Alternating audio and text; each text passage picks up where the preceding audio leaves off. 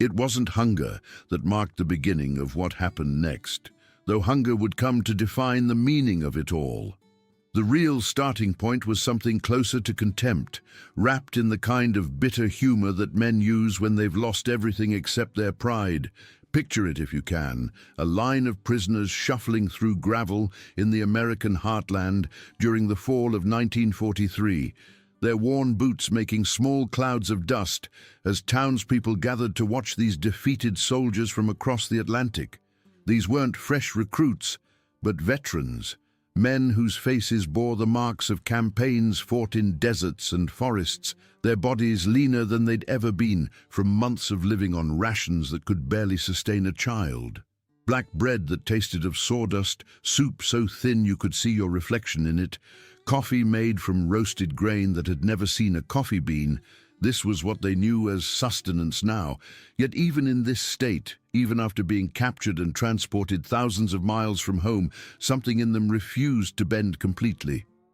Word had spread through their ranks that the American guards planned to march them past what the locals called a market, and this news sparked something unexpected among the prisoners, not anxiety or curiosity, but ridicule. There was an officer among them, his uniform still bearing traces of the insignia he'd earned fighting in North Africa, the colors faded now from sun and wear. This man turned to those nearest him with a smirk that seemed to gather all his remaining dignity into a single expression of superiority, and he spoke loud enough for several to hear his observation that back in their homeland, even the most modest farmer selling from a wooden cart could offer proper sausages, real meat prepared according to traditions older than America itself. He continued, suggesting with elaborate sarcasm that what they were about to witness would likely amount to nothing more impressive than piles of corn and perhaps some watery milk, the kind of peasant fare that confirmed everything they'd been told about this crude nation across the ocean. The men around him laughed, and that laughter rippled down the line like a current, passing from one prisoner to the next until even the guards could hear it, though the young American soldiers said nothing in response. In the minds of these German captives, America represented a kind of wealthy barbarism, a place where people might have material abundance, but lacked the cultural sophistication to know what to do with it. They ate to fill empty stomachs, these Germans believed, while Europeans ate to honor centuries of culinary tradition, to connect with something deeper than mere survival. The prisoners spoke among themselves of memories that sustained them more than food ever could. Recollections of Berlin bakeries, where even during the hardest times you might catch the scent of pastries if flour was available, those precious moments when sugar could be spared for something sweet. They spoke of Munich beer halls, vast spaces that echoed with brass bands, and the voices of hundreds gathered around long tables, drinking beer brewed according to purity laws established before anyone could remember. Some mentioned Vienna, those elegant cafes with marble surfaces where a soldier on leave might sit with a young woman and feel for an hour that civilization still meant something, that war hadn't destroyed everything beautiful in the world. Food wasn't just nourishment for these men, it was identity itself, proof that they came from a culture that valued refinement and tradition over the crude excess they imagined defined American life. By this measure, they told themselves, they remained superior even in defeat, even in chains, because they understood what it meant to truly appreciate a meal, to see food as art rather than fuel. But underneath this arrogance, underneath these jokes and memories, something else was growing, a gnawing awareness that made the laughter ring slightly hollow. Every man in that line knew how desperate things had become back home, even if none would speak it aloud. By 1943, the daily ration for German civilians had dropped to roughly 1,500 calories, a slow starvation diet that left people weak and ill. The sausages they boasted about had long since disappeared from most tables, replaced by mystery meat stretched with fillers that sometimes turned stomachs more than satisfied them. Even beer, that sacred symbol of German culture, had been watered down in many places until it barely deserved the name. Became something you drank more from habit than pleasure. Children were picking through garbage for potato skins, fighting each other for scraps that dogs would have refused before the war. Mothers stood in lines that stretched for blocks, waiting hours in all weather for butter that often never appeared, for bread made from flour mixed with sawdust and ground acorns. Yet these prisoners clung to their pride like a shield, telling themselves that what they lacked in quantity, they made up for in quality, in the knowledge that came from generations of bakers and brewers and butchers who had elevated simple ingredients into expressions of national character.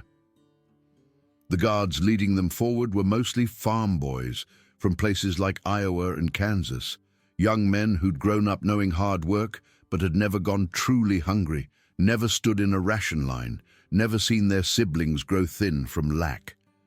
These American soldiers heard the sneering and the laughter from the prisoners but offered no response, no argument or defense. They simply continued walking, leading this column of defeated men toward the center of town where the market waited. A few townspeople lining the street exchanged knowing glances, because unlike the prisoners, they understood what was coming next. They'd seen this before, watched other groups of POWs make this same march, witnessed the same transformation from mockery to silence. The irony was almost too perfect, these proud soldiers so certain of their cultural superiority, so convinced that American abundance was either a lie or at best a vulgar display without substance, about to confront a reality that would shatter every assumption they carried. What made the moment even more powerful was precisely this confidence, this unshakable belief that they already knew what they would find. They expected perhaps a few stalls with baskets of corn, maybe some vegetables, possibly milk in plain containers, nothing that could compare to the sophisticated markets of Berlin or Munich in their memories. They were certain that whatever they saw would only confirm what propaganda had told them, that America was a nation of quantity without quality, of crude materialism without the refinement that made European civilization superior. This certainty made them vulnerable in a way that no amount of military defeat could achieve, because they were about to discover that everything they believed about their enemy and about themselves was built on foundations far more fragile than they'd imagined. The laughter they shared as they walked was the last moment of that old certainty, the final seconds before a door opened onto something that would change how they understood not just the war, but the entire world they thought they knew. For these men, food represented more than meals. It carried the weight of national identity, of belonging to something greater than themselves. When they spoke of German cuisine, they weren't just talking about eating. They were invoking centuries of tradition, the accumulation of knowledge passed from generation to generation about how to transform simple ingredients into something worthy of pride. A proper sausage wasn't merely ground meat in casing, it was the result of specific techniques, particular spices, methods refined over lifetimes until they became almost sacred. The bread they remembered wasn't just sustenance, it was the product of bakers who understood fermentation and kneading as their fathers and grandfathers had, who could tell by touch and smell when dough was ready, who took pride in crust and crumb the way artists pride themselves on brushstrokes. This relationship with food had shaped their sense of who they were, convinced them that German culture stood above others precisely because it honored these traditions, because it refused to sacrifice quality for convenience or speed. The caricature they carried of American food culture was almost childishly simple, a crude sketch drawn from propaganda and prejudice rather than experience.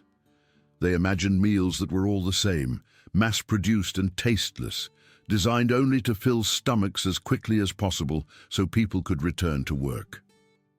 They pictured endless corn in every form, cornbread and corn pudding and corn on the cob, a monotonous yellow that dominated every plate. They imagined pies so sweet they made your teeth ache, coffee boiled until it was bitter and thin, meat overcooked until it lost all flavor and texture. In their minds, Americans approached eating the way they approached everything else, with efficiency rather than appreciation, with speed rather than ceremony. One soldier scoffed to his comrades that Americans ate to survive, while Germans ate to remember who they were. And this distinction seemed to capture everything they believed about the fundamental difference between cultures. But this arrogance was sharpened by a terrible insecurity, because even as they mocked American food, every prisoner knew how desperately their own families were suffering. Deep in their hearts, beneath the jokes and the superiority, they carried guilt and fear about what was happening to those they'd left behind. Letters from home, when they came at all, spoke carefully around the worst of it. But the truth showed through in what wasn't said, in the brevity of messages, in the forced cheerfulness that couldn't quite hide exhaustion and worry. They knew that children were going to bed hungry, that mothers were making impossible choices about how to divide rations too small for everyone, that the elderly were quietly starving so the young might have a slightly better chance. The sausages and pastries they boasted about had become memories rather than realities, ghosts of a life that now seemed impossibly distant. Even beer, that cornerstone of German social life, had become scarce and thin, rationed like everything else until even simple pleasures had been stripped away by the demands of total war. Among themselves, when guards were out of earshot, they traded stories and gossip about America that reinforced their sense of superiority, even as doubt crept in around the edges. They claimed that American soldiers were fat and slow because all they ate was cornbread and milk, that American women couldn't cook properly and simply fried everything in grease because they lacked the skill for anything more sophisticated. An older sergeant insisted he'd read somewhere that Americans had no idea how to make real bread, that everything in their bakeries was soft and sweet like cake, lacking the substance and character of proper European loaves. These stories were a kind of armor, a way of maintaining dignity in captivity by convincing themselves that even in defeat, they belonged to a civilization that remained culturally superior to their captors. They might have lost battles, but they hadn't lost their identity, hadn't surrendered their connection to traditions that stretched back centuries, hadn't forgotten what it meant to value quality over quantity. As they approached the edge of town, though, something in the guards' continued silence began to unsettle them. The young American soldiers didn't argue or defend their homeland, didn't rise to the bait of German mockery. They just kept walking, their faces neutral, occasionally glancing at each other with expressions the prisoners couldn't quite read. This refusal to engage felt somehow ominous, as if the guards knew something that made the prisoners' jokes irrelevant, as if they were letting the Germans talk themselves into a corner from which there would be no escape. A few of the more observant POWs noticed townspeople watching them pass with what looked almost like pity. And this was even more disturbing than anger would have been. Why would these Americans pity them? What did they know that the prisoners didn't? The unease grew with each step closer to the market square, a prickling awareness that perhaps their assumptions were about to be tested in ways they hadn't anticipated. Pride is always loudest just before reality intervenes. And these men were about to experience that intervention with a force that would leave marks lasting far beyond the war itself. They were seconds away from a revelation that would strip away not just their arrogance, but their entire understanding of the conflict they'd been fighting, the nation they'd been serving, and the world they thought they knew. The laughter that had carried them this far was about to die in their throats, replaced by a silence so profound it would echo through the rest of their lives. Then they saw it, and everything stopped. The first glimpse of the American market hit them like a physical blow, stealing breath and words in the same instant. They'd been expecting something shabby, perhaps a few wooden stalls in mud, maybe some produce arranged without care, the kind of provincial market you might find in any small town anywhere. Instead, they walked into what seemed like a cathedral of abundance, a space so bright and clean and full that it overwhelmed the senses. The morning sun poured through tall windows, catching on polished floors that reflected the movement of shoppers like a mirror, creating an atmosphere of light that made everything seem to glow from within. The building itself spoke of permanence and prosperity, solid construction and careful maintenance, nothing temporary or makeshift about it. But it was what filled that space that truly devastated them. Stalls stretched away in every direction, row after row of food displayed with a casualness that seemed almost obscene to men who'd known scarcity. Red meat lay in perfect cuts, the marbling visible in the flesh, glistening under lights as if each piece had been polished. Mountains of vegetables rose in pyramids of color, green and orange and yellow and purple, still wet with morning dew that caught the light like jewels. Apples and peaches sat in baskets so full they seemed about to overflow, their skins shining as if someone had buffed each individual piece of fruit, their fragrance drifting through the air strong enough to taste. Crates of fish rested on beds of ice, their silver scales catching reflections and throwing them back, looking so fresh they might have been swimming minutes before. Bottles of milk stood in ranks that seemed to march away toward infinity, so white and pure they almost hurt to look at, each one identical and perfect. For several heartbeats, no one in the line of prisoners spoke. The laughter that had filled the air minutes before evaporated like steam, leaving only stunned silence in its wake.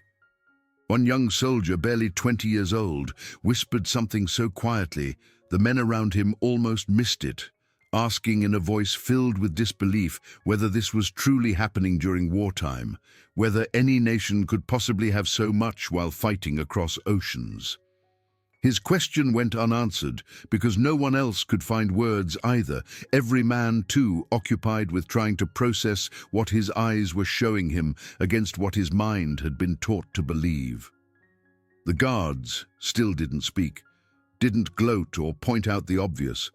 They simply stood to the side and let the Germans look, let them take in the full scope of what America meant by a market.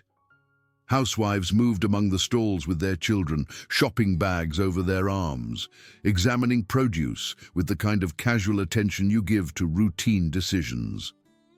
Children tugged at their mothers' skirts and pointed at candies wrapped in colored paper, at cookies displayed behind glass, at treats that seemed limited only by desire rather than availability. Shopkeepers greeted customers by name, weighing meat and slicing cheese and bagging purchases with unhurried movements, taking time to chat about weather and neighbors and ordinary concerns that had nothing to do with war or sacrifice or survival. What broke the prisoners most completely was the realization that this wasn't theater, wasn't staged for their benefit or arranged to impress foreign captives. This was simply an ordinary day, a normal morning in a normal town where people came to buy food the way they always had, without fear or desperation or the grinding anxiety that comes from never knowing if there will be enough. The abundance wasn't special, wasn't noteworthy to anyone except the Germans watching in silence. To the Americans shopping, this was simply how things were, how things had always been, how things would continue to be tomorrow and next week and next month. The war might be raging across the world.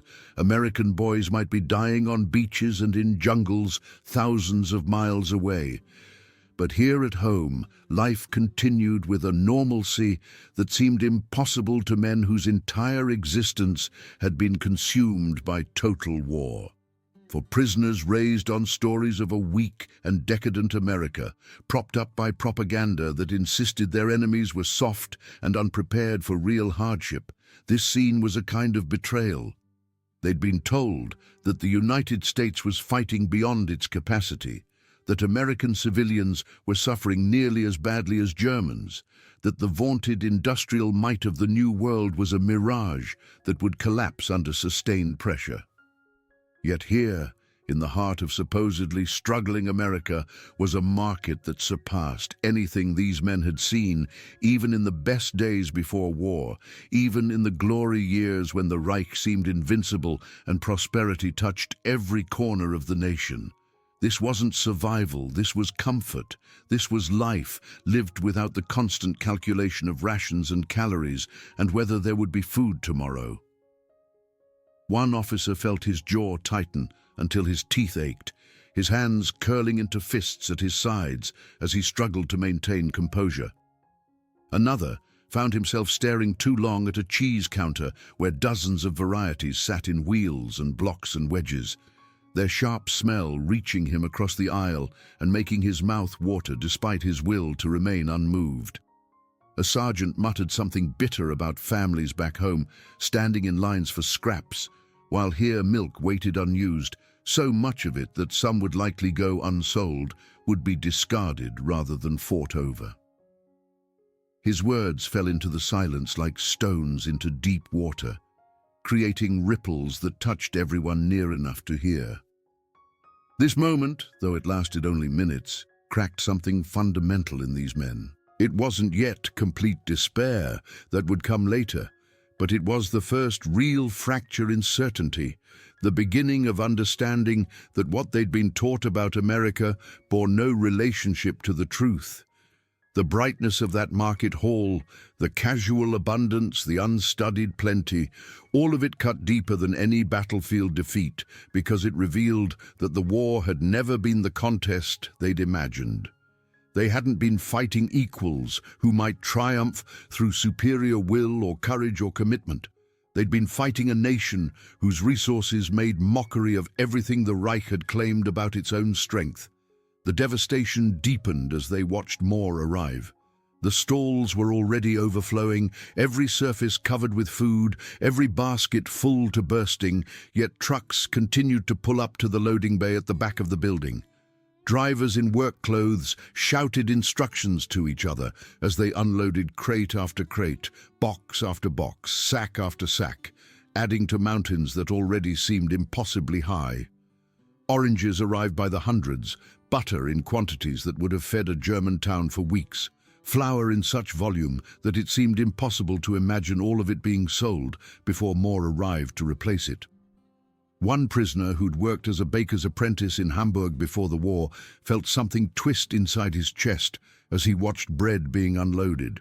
Fresh loaves, golden and still warm, their crusts crackling, their interiors soft and white, dozens of them treated as if they were nothing special.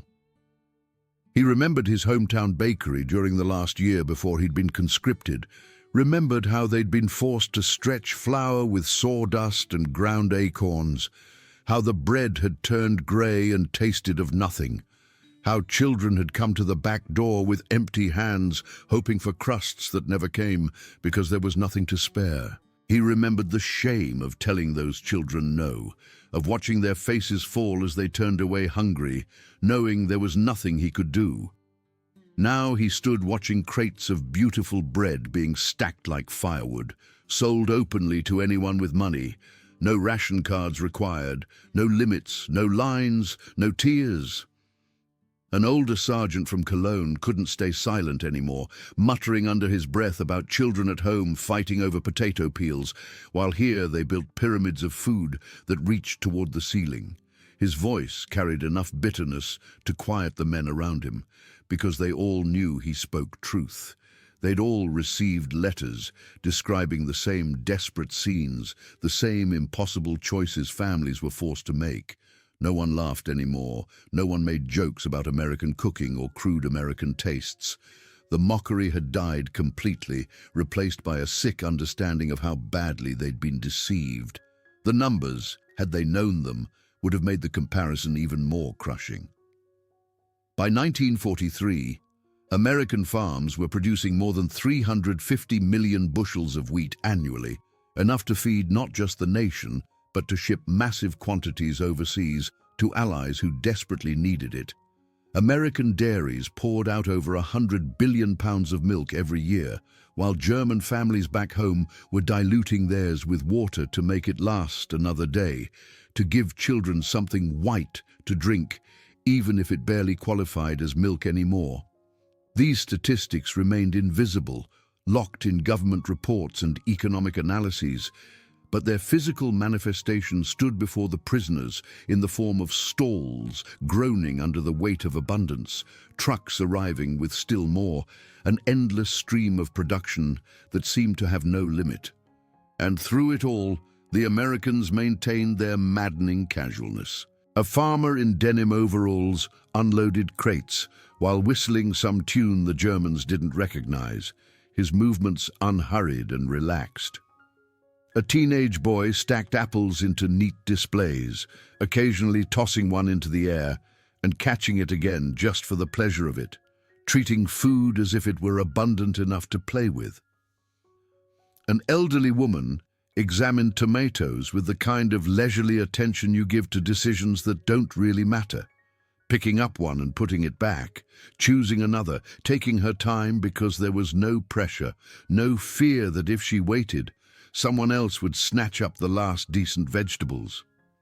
To the watching prisoners, this behavior was somehow worse than if the Americans had been hoarding or desperate or afraid.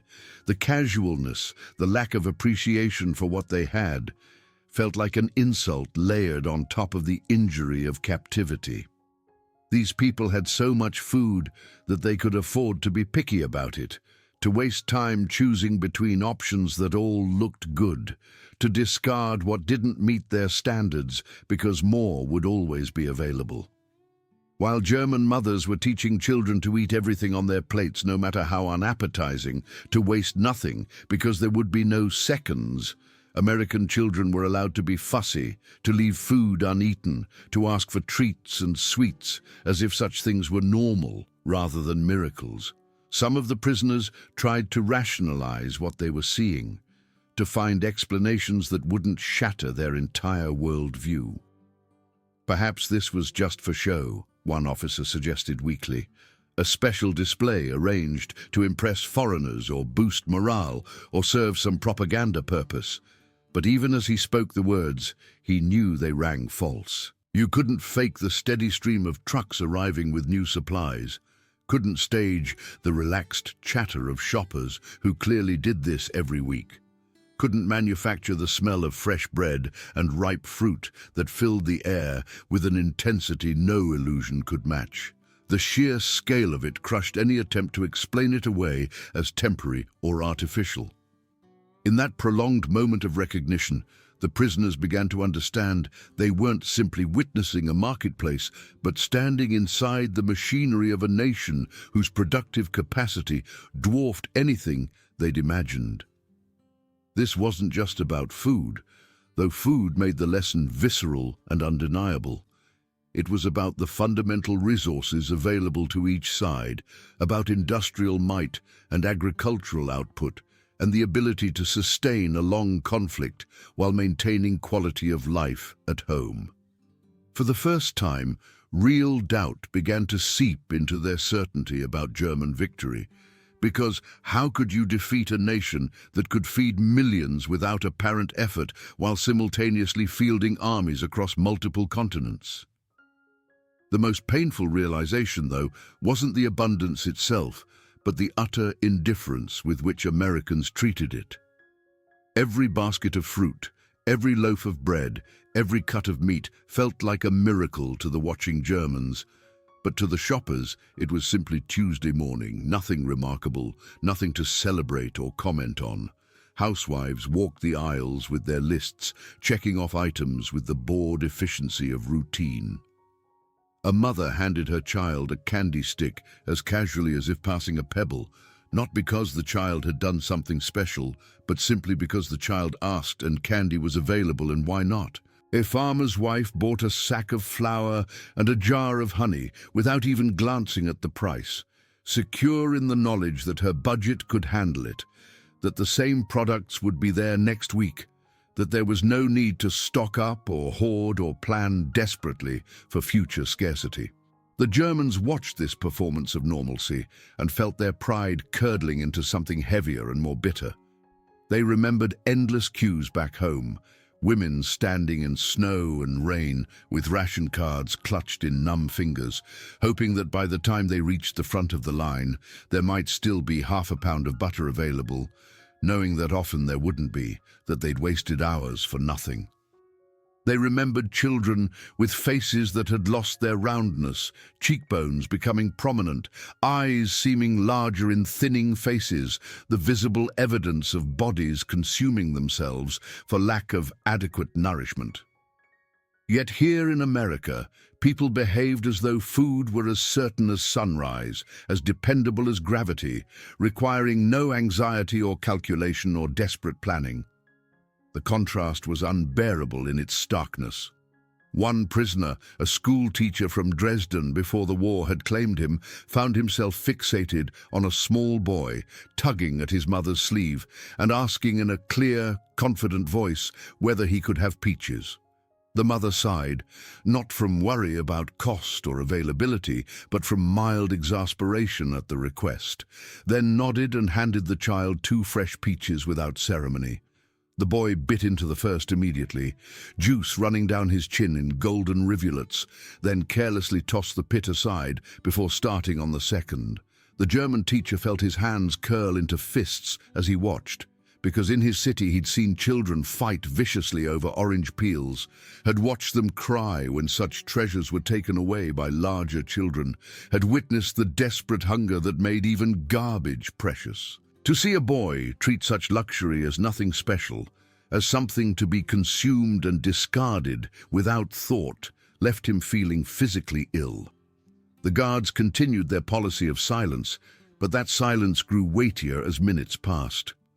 For the POWs, this refusal to comment or gloat somehow made everything worse, because it confirmed that the Americans didn't consider this abundance worthy of notice. They weren't showing off or trying to prove anything. They were simply letting the prisoners see normal American life, and that normalcy was more humiliating than any deliberate cruelty could have been. It meant the United States had so much, was so secure in its productive capacity, that even feeding prisoners of war decently in camps posed no threat to civilian supply. The thought burned in ways that defeat in battle never had. Whispered conversations began among the prisoners as they tried to process what they were seeing. Some insisted it was unfair, that America's vast land and rich farms gave them an advantage that had nothing to do with cultural superiority or deserving. Others suggested grimly that this was the real weapon of the United States. Not its tanks or bombers, but its ability to feed its population without fear, to maintain morale through plenty rather than having to rally people through sacrifice. The gossip spread through the ranks like sparks catching on dry tinder, small bursts of speculation and rationalization as each man tried to fit this experience into a framework that wouldn't shatter everything he'd believed.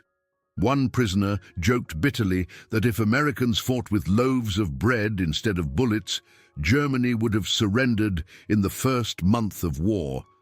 The joke fell flat, greeted with wan smiles rather than laughter, because underneath the humor lay a truth too painful to acknowledge directly. Another fell completely silent, just staring at the overflowing baskets with an expression somewhere between wonder and despair.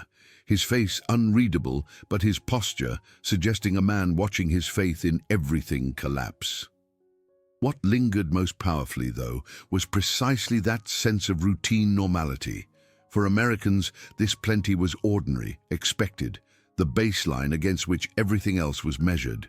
For Germans, plenty had become a fading dream, a memory of better times that seemed to recede further with each passing month.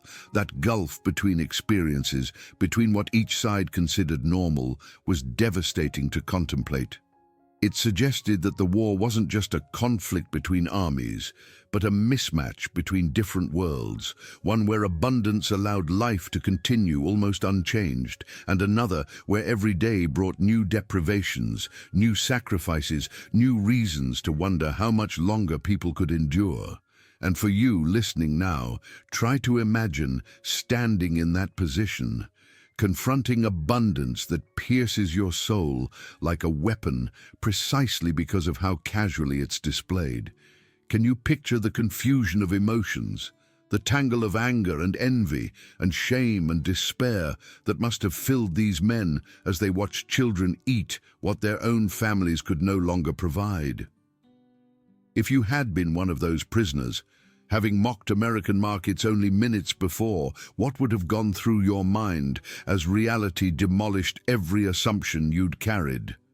These aren't academic questions, but invitations to understand that history isn't just facts and dates, but human experiences, moments when individuals confront truths that change them forever. By this point, every trace of the arrogance that had carried the Germans into town had evaporated like morning dew under harsh sun. No one laughed, no one sneered, no one made even the weakest joke about corn and watery milk.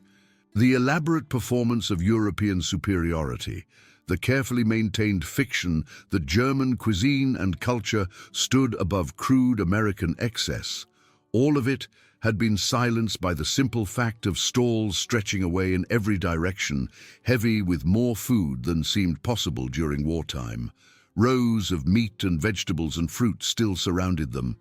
But what remained in the prisoners wasn't shock alone anymore. It was something deeper and more corrosive, a humiliation that settled into bones and would never quite leave. A lieutenant who'd once boasted about his father's butcher shop in Bremen, regaling comrades with stories of sausages hanging like a forest and customers lined up for specialty cuts, now lowered his eyes, unable to meet anyone's gaze. He whispered, almost speaking to himself, though others heard, that the Reich had thrown every ounce of strength into this war, mobilized every resource, demanded every sacrifice. Yet still families at home went hungry, while here there was enough to feed even enemies, even prisoners who tried to destroy this nation. His words fell heavy as stones, carrying the weight of confession, and those near enough to hear felt the sting of recognition because he'd articulated what all of them were thinking, but none wanted to speak aloud. What they'd witnessed was more than food on shelves. It was a mirror reflecting the collapse of every illusion they'd carried. In Germany, propaganda posters had promised that the fatherland was strong, that sacrifices were shared equally across all classes, that victory would bring prosperity to reward those who'd endured hardship with patience and faith. Yet here in this market square of an unremarkable American town, truth stood naked and undeniable, revealing that America possessed resources so vast that war had barely dented its supply, that the home front continued with normalcy that would have seemed like fantasy to anyone living under rationing and scarcity. The numbers, had anyone told them, would only have deepened the despair choking them. By 1944, the United States would produce more than 130 million tons of grain, 23 billion pounds of beef, tens of billions of eggs, an output so massive it seemed to belong to a different planet rather than a different country. Entire fleets of refrigerated trains carried food across the continent every day, a logistics operation that dwarfed anything Germany had achieved even at the height of its power.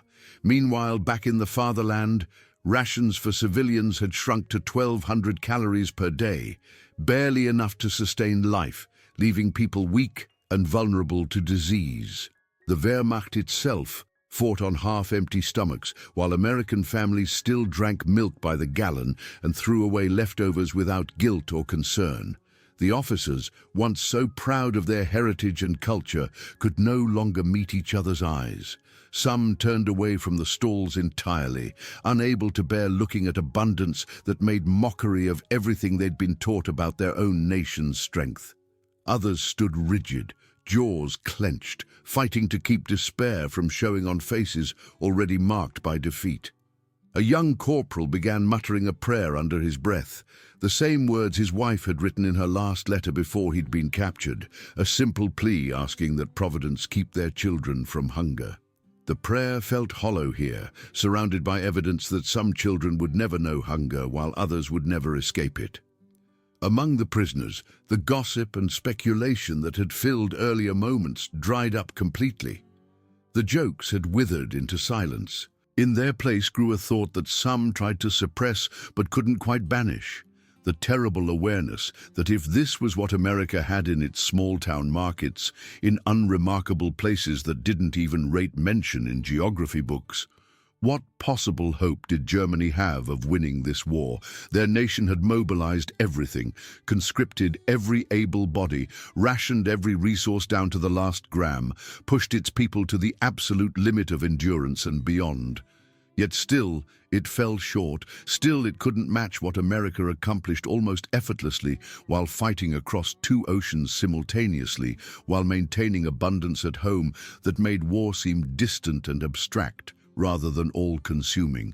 This represented the real turning point for many of them, more significant than any battle lost in Africa or bombers that had destroyed Hamburg or news of retreats on the Eastern Front.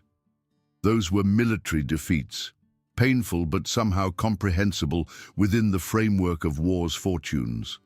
This was different. This was the quiet humiliation of watching a mother buy butter without fear or calculation, of seeing children eat freely while your own starved, of understanding that the entire economic foundation on which the war effort rested was built on sand compared to the bedrock of American productivity. Pride didn't just crack, it shattered completely, replaced by recognition that their world had been smaller than they'd believed, that they'd been fighting a giant while thinking themselves equals. And for those listening now, consider what breaks a person more completely: the sound of enemy guns that might kill you, or the sight of children eating bread and fruit without worry while your own family subsists on scraps. Which wound cuts deeper? The physical injury of battle, or the psychological devastation of watching your entire worldview collapse? These questions matter because history isn't just written in victories and defeats, but in the silences where pride finally gives way to truth, in the moments when individuals confront realities they'd spent years avoiding. Tell me in the comments what you think, because these conversations keep history alive, prevent it from becoming mere dates and statistics. Remind us that every great event was composed of individual human experiences, each one as complex and painful as our own. Years would pass before the war finally ground to its bitter conclusion, but the memory of that day in the American market lingered in the minds of former POWs like a wound that refused to heal properly, always tender, always ready to ache when touched. For many veterans returning to a shattered Germany, the most haunting images of captivity weren't barbed wire or guard towers or even the moment of surrender, but those stalls of food they'd once mocked with such confidence and then beheld in stunned silence that felt like drowning. In post-war Germany, when men gathered in taverns reconstructed from rubble or spoke quietly to children born into a divided nation, the subject returned with surprising frequency, as if by telling the story they might finally make sense of what it meant. One old soldier, by then working in a Stuttgart factory and trying to forget he'd ever worn a uniform, told his grandson about that day in a voice that still carried disbelief decades later. He explained how he'd once laughed at the very thought of American markets, how he'd been certain they were filled with nothing but corn and thin milk, the crude fare of a crude people. Then he described standing before endless stalls brighter than any dream, understanding in that moment with sudden clarity why the war had been lost before it truly began. His grandson, born into a Germany of ration cards and rebuilding, of occupation zones, and the slow, painful work of reconstruction, listened with eyes wide as the old man's voice cracked slightly on certain words, evidence that time hadn't dulled the memory's edge. Others wrote in letters they never sent, in diaries hidden in drawers and discovered only decades later when families cleaned out attics after funerals. A corporal confessed in ink, faded brown with age, that his faith in the Reich had shattered not on any battlefield, not during any bombardment, but in front of a cheese counter in Iowa, watching varieties he couldn't name piled high, while back home, people would have fought for a single piece. The diary was small, bound in black cloth that had worn thin at the corners, and when family members uncovered it in the 1970s, it still smelled faintly of the barracks where it had been hidden, a ghost scent that connected present to past. He'd written that he thought they were fighting equals, other nations like their own, but instead they'd been fighting giants who fed their people as though war didn't exist, as though abundance was a natural state requiring no effort or sacrifice. These recollections, scattered across memoirs and oral histories and family stories, reveal something profound about how war is experienced versus how it's remembered. Battles are fought with weapons, strategies are executed with troops and tanks, but the moments that burn deepest into memory often have nothing to do with combat. For these men, a loaf of bread on a shelf, a child biting carelessly into a peach, a woman buying butter without calculating whether the budget could stretch that far, these became the symbols of defeat, more powerful than any surrender document or prison fence. They weren't just reminders of what America possessed, but revelations of what Germany could never achieve under the system they'd served, under leaders who'd promised prosperity through conquest, but delivered only scarcity through war. The symbolic power of that market hall grew over the years rather than diminishing, becoming almost mythical in veterans' minds. To some, it represented the moment their pride collapsed, the instant when arrogance gave way to reality, and they had to confront how thoroughly they'd been deceived about their enemy and themselves. To others, it became strangely hopeful in retrospect, proof that the world could be abundant, that humanity might live without constant fear of hunger, that perhaps the future could be different from the past if the right systems were built. Yet for all of them, regardless of how they interpreted it, the memory remained unforgettable, carved deep enough that even dementia in old age couldn't entirely erase it. Imagine it yourself, after years of war and propaganda, after months of hunger and cold, after believing absolutely in the superiority of your culture and the rightness of your cause, to stand before aisles of food so vast they seem to stretch into eternity, to watch ordinary people shop without fear or desperation, to realize in one devastating moment that everything you'd been taught was a lie. Would you laugh? Would you weep? Would you simply stand silent as these men did, unable to process the gap between expectation and reality? That question haunted every prisoner who'd made that march, became a puzzle they turned over in their minds for the rest of their lives, seeking some explanation that would make the experience comprehensible, some framework that would let them integrate what they'd seen into a coherent understanding of the world. And the final image that lingered across decades was always the same: sunlight spilling through tall windows across a market square, stalls groaning under the weight of fruit and bread and meat and milk, the ordinary chatter of shoppers moving without urgency or fear, the casual abundance that spoke of a strength beyond anything they'd imagined.